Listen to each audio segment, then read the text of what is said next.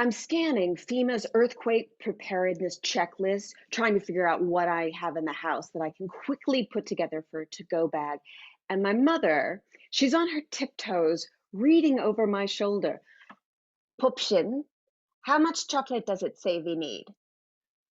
Oddly enough, it doesn't. It doesn't say anything about chocolate. Well, that's not much of a list then, is it? My mother goes hunting through her purse and she pulls out 8 after 8 mints, 2 bonbons, and a box of Wilhelmina chocolates. And then she lobs them over to me. Of course, you know, Marlene, we will need more. And what are you going to do about clothes? It's a to-go bag, Mom.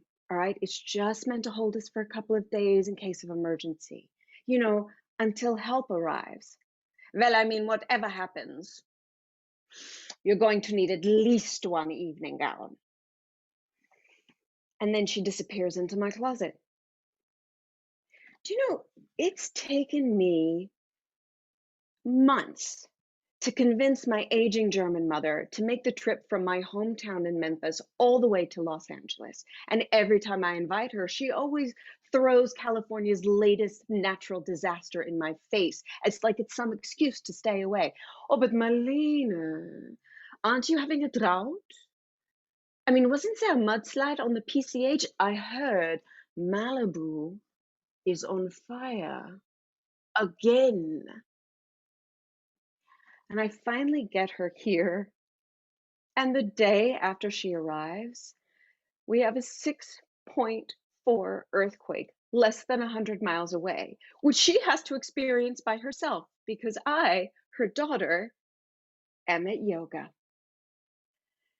And now, the top story on every news outlet is SoCal set to experience more earthquakes. Could the next one hit before lunch? How prepared are you? Ooh, well, so according to FEMA's list, yeah, not very. No, I've got granola bars and Band-Aids and batteries. They are from the junk drawer, but I also have lip gloss and a single can of tuna, and I've got it all spread out on my dining room table, and all of it is judging me. Like my tuna can is very, I don't think she gonna make it. And then my lip gloss is more like, where are you going? This is so random. But my mom comes back downstairs and she drops this armload of garment bags from my closet on top of all of my supplies. And we start inspecting them, right? Evening gown after evening gown. I own a lot of evening gowns. And my mother looks at them and she's like, if there is an emergency and the rescue workers have to decide who needs help first, I want you in a strapless red gown that screams, take me! And as if on cue, Earthquake, the sequel, hits. And it's even more powerful than the first one. And we drop to our knees and we crawl under my dining room table. And immediately I start praying, God, please don't let me die in the valley. And please don't let me kill my mother. Of course, she is next to me. She's just tapping the floorboards and singing to herself. Ich bin die frische Lola, der Lieblings der Saison. Mom, are you okay?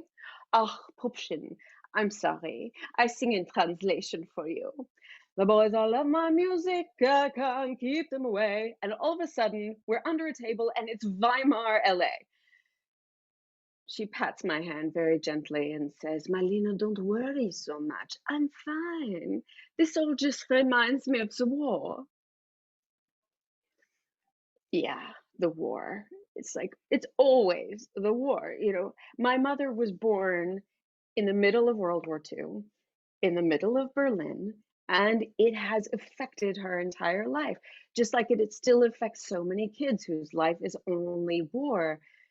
And the thing with me is that I never wanted to add any sort of trauma to her life because I feel like she's had enough. And yet, here we are, hiding under my table, fingers crossed it's not the big one. My mother gently comes a little closer to me and she says, "Do you know that I used to sing to my little sister during the bombings? She was, wait, I was 4, so she must have been 3. I think of all of us, she was the most scared. And then the planes came and we'd have to run down to the cellars and the whole apartment building would be down there. And at some point, one of the neighbors would say, if you will sing for me, I give you a spoonful of sugar. And then when the bombings would stop, we would go back upstairs and I had to take her around to all of the neighbors to collect. Now I and my sister, we sang together, but they only give the sugar to her.